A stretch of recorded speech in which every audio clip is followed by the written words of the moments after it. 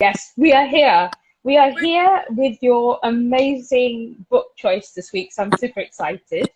Me too. Yes. So I'm going to give you a quick introduction of the lovely Julie here, who is awesome. And we met very recently, and it was such a pleasure speaking to Julie, honestly. So Julie Strauss is an author, editor, and book podcaster who lives with her family in Southern California. Lucky Julie. She can usually be found talking to her plants. I have to say, I love this bio. Talking to her plants, cursing at the neighborhood cats, or drinking gin and tonics, which I think is hilarious. Sometimes all at the same time, which I have to say is pretty impressive multitasking. And and then, of course, we've got to introduce. Yes. And Julie, I've got to introduce your podcast, of course, because it's so incredible, which is Julie actually gets to know interesting people by asking them about their favorite book ever on the book Best Book Ever podcast. So definitely check it out. And the book that Julie has chosen is something that I think really resonates with a lot of people, which is Susan Cain's incredible 2012 book, Quiet, which focuses on the strengths and needs of both introverts and extroverts. So thank you, Julie. Thank you. I love any opportunity to talk about this book. It is a life-changing book. 100%. Like, this is the one I always say recommend. My non-fiction self-help book is this one for sure, by far. So yeah, I totally agree with you. And so without further ado, what were your main takeaways, do you think, from this book? Listen, this is the way I always describe this book to other people. The main takeaway from this book is you are not weird. And for those of us who grew up introverts in an extrovert world, to be told you are not weird is life-changing. And I know that we use the phrase life-changing. We are ridiculous about that phrase. You know, these were life-changing French fries. I got a life-changing pair of jeans. We say that kind of garbage all the time. We really overuse it. But it was accurate in this book, because in this book, there's both scientific and anecdotal evidence that I was not weird, that this is actually a normal way to be. And I had never heard that before. I had always been told there was something wrong with me internally, that I couldn't function correctly in this world, in this culture that I live in. You know, I'm an American, and this is our culture, is go, go, go for it. And when you're told that your being is normal and it is the culture that's making you feel weird, that's a revelatory experience, because then you start readjusting. Nothing's wrong with me. I'm just not built for this situation. That's a life-changing moment in your life where you realize, I'm going to still keep working my way. I'm just going to figure out how to function in this system that is not built for my nervous system. 100%. 100%. I felt exactly the same way when I was reading it as well, which was like, what? You know, there isn't something wrong with me. Exactly. That it is like society's sort of expectation for you to be like this, but actually it's completely okay to be something different. So I totally agree. And I was obviously going to ask, like, would you describe yourself as an introvert? So I would assume yes. Yes. Hang on, I'm going to unlock this door here so I can get a plug in.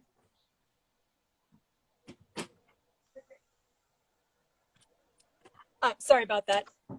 Since I have to work on my phone here instead of my computer, I'm not prepared for it. So I'm just going to plug in as I'm talking to you. And yes, No problem. the way I found this out actually was because we were at a party at a friend's house that started off as a brunch and went all day long. And it was great. We had a marvelous time at this party. And these were our best friends, and We were having the greatest time. There was nothing wrong with the party. And I feel like it's important to make that clear. Like, you know, sometimes you go to parties and, ugh, you know, it's chaos or whatever. This was a perfectly lovely backyard party. And it got to be evening and nobody was leaving and everyone was having a great time. And then one of the guys said, let's order pizzas and I'll have dinner. And my insides just sort of collapsed. And I turned to the hostess and I went, oh my God, they're going to order pizzas. This is now going to become a dinner. We've been here since brunch. And her face lit up. And I thought, like, she's excited about this development. If it had happened at my house, I would have gone, oh my God, burn the house down. And Yeah. she got really excited about it. And I thought, my thought was, because I hadn't read this book at the time, something is wrong with me that I'm not like her. I don't get prettier when things get more chaotic. I get frantic and scared, and she just lit up and the party got even better. And I said to my husband, I have to leave. I have to. I can't. And then I cried the entire way home because all I was thinking was, something's wrong with me. I'm weird. Mm-hmm. And I found this book not long after. She had written an article in Oprah magazine, and I thought, oh, this really resonates with me. And I read this book, and like I said, changed everything. I realized I'm not built for 6-hour-long parties. I can't. My nervous system was completely overwhelmed. And once I had that word, it was like a really powerful tool in my arsenal. I can't do this. I'm an introvert. I'm not built for this. And everything just got better. And now I know if I'm at a party and it goes too long, I go, I'm done. My social battery has been depleted. I need to go home, or I will cry, or I'll say something stupid, or I'll have another gin and tonic just to get rid of this social anxiety. And then I'll say something really stupid. You know, all those Yeah. coping techniques, I don't need them anymore because I recognize now what introversion is. Yeah, 100%. I'm like exactly the same. Like 2 hour, 3 hour max, and then I need a battery recharge. I need to just like take time away, take solitude, and kind of recharge within that time. So just talking about Susan Cain's incredible book, Quiet, which is for fellow introverts who are just really struggle with that kind of long level of like extroverted behavior that society sort of forces us to be part of. So I've got to ask you, because why do you think there is such an emphasis on being extroverted in the West, especially in the world of work? You know, because in Asia, like I've actually witnessed that culture in Japan where everyone's very much like, it's more about, you know, really honing yourself in, and humility is a really big part of the culture, you know, and also I think even saving face and things like that. So you are not extroverted. So why do you think in the West we have this overemphasis on being an extrovert? I don't know. And you would have a lot more insight into that than I would because you've lived in more areas of the world than I have. All I can say is, here in the States, we are brought up with this idea of you can be anything. I was always told that you could be president if you want. Now, we know now that that is nonsense. And when I would say to my parents, well, has there ever been a woman president? Well, no, but you could be it if you wanted to. We're all sort of questioning that now, but whatever.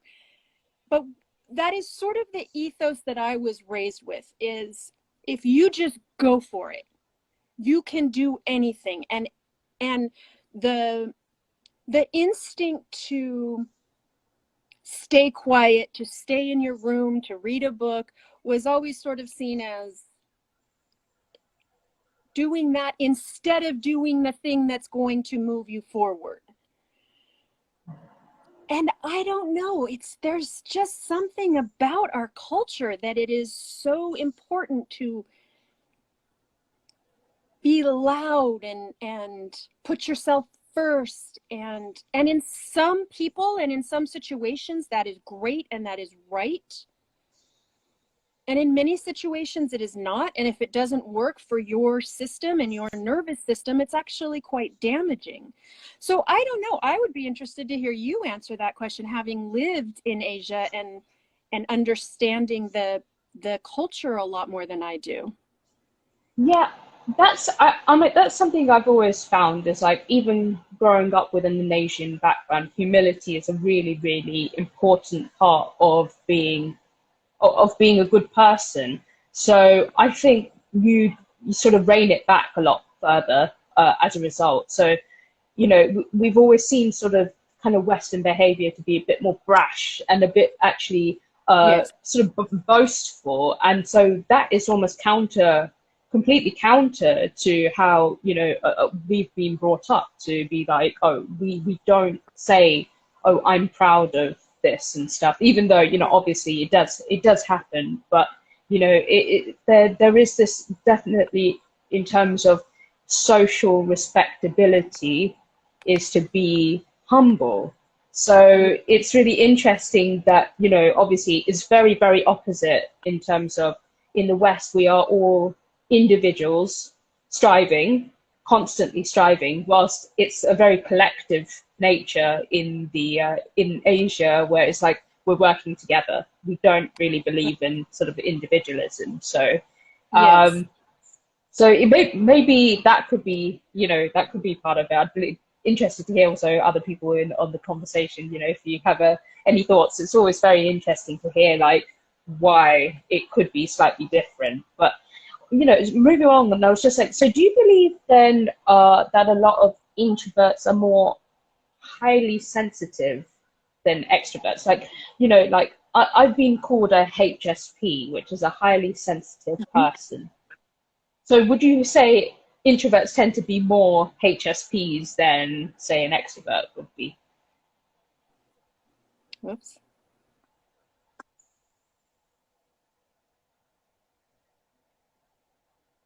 Julie, can you hear me?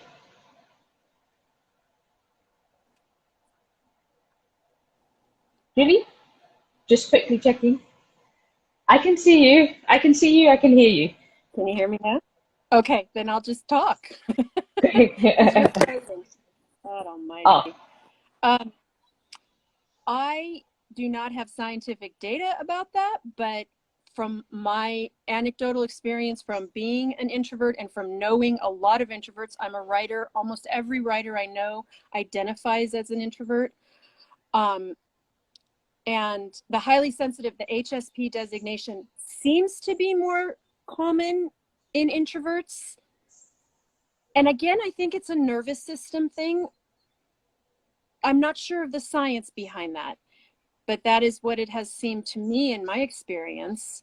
For sure, loud noises, repetitive noises, you know, strobing lights, all of those things can send us down a path of absolute anxiety. Certain fabrics. This is why a lot of introverts I know won't read horror, won't read anything gory or mysteries that are involve uh, you know, terrifying situations. Um, but my guess is it exists in both introverts and extroverts. And I think my inclination to believe that it's an introvert thing is just because most of the people I know are introverts and also highly sensitive persons. Very equal. I don't know. I don't know how related those two things are. Do you have a sense of that? yeah, I think you're right in terms of, I think it's a bit of a mix, isn't it? Because I was reading, Mm, but I think even in Susan Cain's book, it does talk about you can get shy extroverts and social introverts. So you've got those kind of crossovers. So I think it really just depends, isn't it? On yeah. basically, And I would call shyness something different than highly sensitive. I think those are also two different branches of it. I'm not shy at all. Uh, I've never been shy, but I'm highly introverted and I'm highly sensitive. So it's a complicated mix, isn't it? You It know, a is. lot of times I want to talk to people, but I'm also too stressed out to talk to people.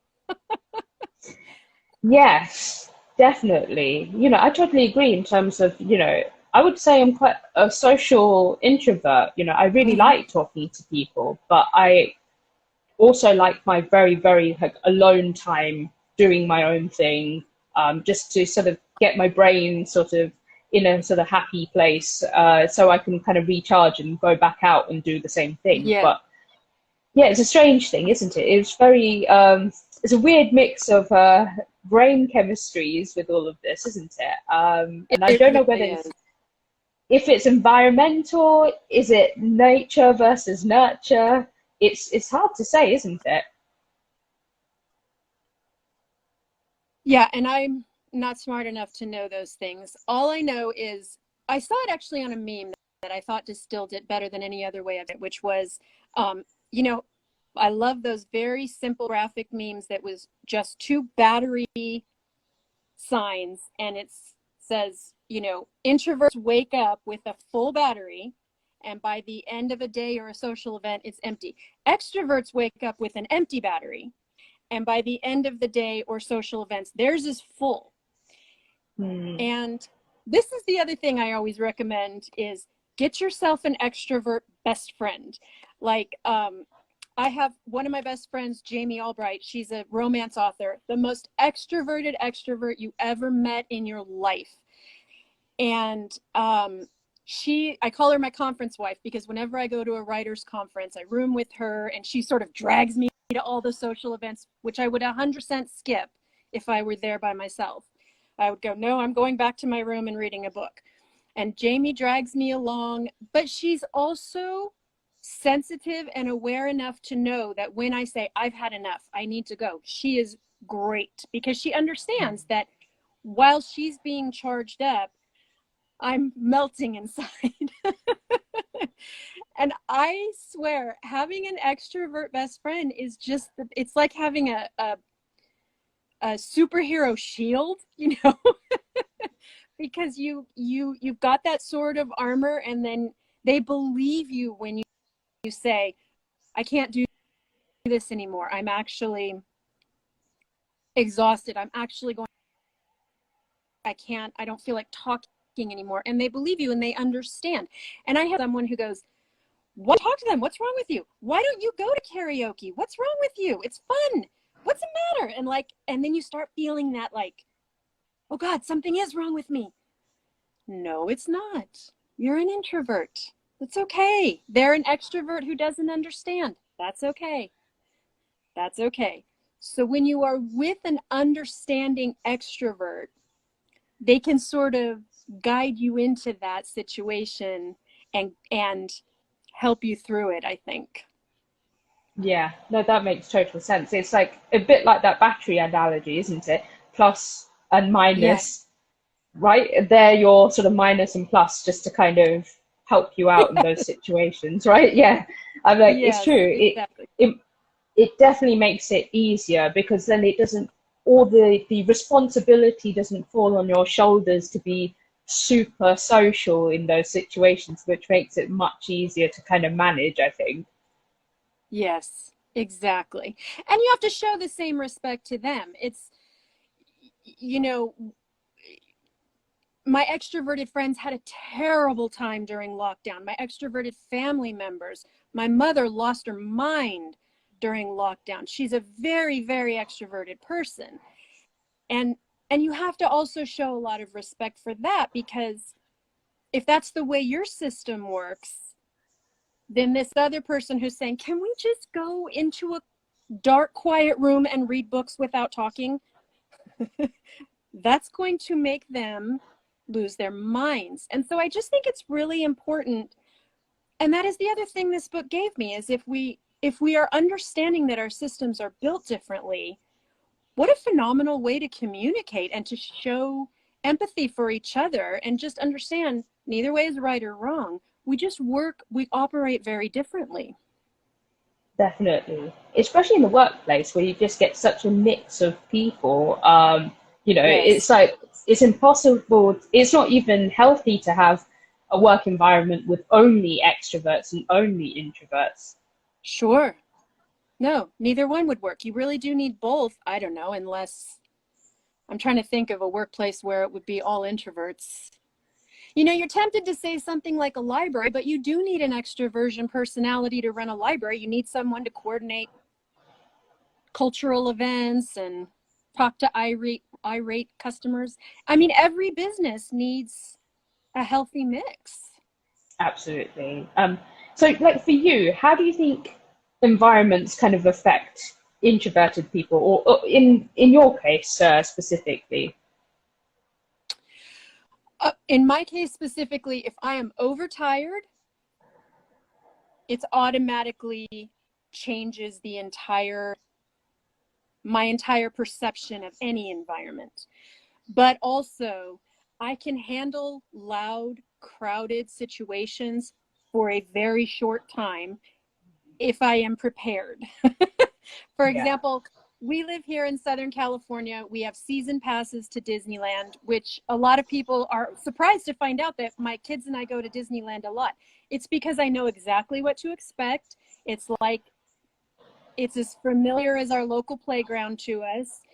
I know the quiet corners. So when I've had enough, I say, I'm going to go get a cup of tea and sit over there on that bench. My kids know where to find me. Where I can go breathe deeply for 20 minutes. And it's because I have the preparation for it. But if I'm not prepared and I'm dropped into a loud, overstimulating environment, it can cause me to feel like I'm collapsing. Now, I think, and I'm sure you've experienced this too, we've all learned coping techniques. We've all been in situations every single day where we just have to pull it together and muscle through. But what I find is the hangover from that gets harder and harder to overcome the older I get. Do you know what I mean? Like, it used to be that I would feel rattled for a day or so. And now I swear, if I go to a party or something that's too loud or too much, I'm like, I'm out for a week. That's it. I'm not talking to anybody. This is enough. Yeah. 100%. You know, it's the weirdest thing, because I was thinking this as well, which was even when I was younger, I was able to handle it a lot better. So at times I thought I was an extrovert growing up, but I don't think I ever was. It's just I was able to handle it a lot better. So yeah, like, oh gosh, it's awful. Like in terms of, I would do all those things you were mentioning, which is go out for karaoke and things, but I think I just wasn't aware. I wasn't aware that I was actually really kind of afterwards really kind of struggling with the hangover, as you could say. It only when I was much older and I had much more quiet time and say more close friends, less acquaintances, and then I realized it was like, oh, okay, actually I prefer this. This is much easier for me. It was very strange to sort of realize that after all those years, I was like, oh, I'm not an extrovert. Yes. And I use the word hangover intentionally because it is a very physical feeling. Once you have been overstimulated, it's you feel it in your body. You feel the headache, you feel the fogginess, you feel the physical exhaustion, which is strange that influence your mind or your mental health has over your physical body. And I think I forget that a lot. Yeah. And on those days when I wake up and I go, what did I do? Did I get drunk last night? What did I do?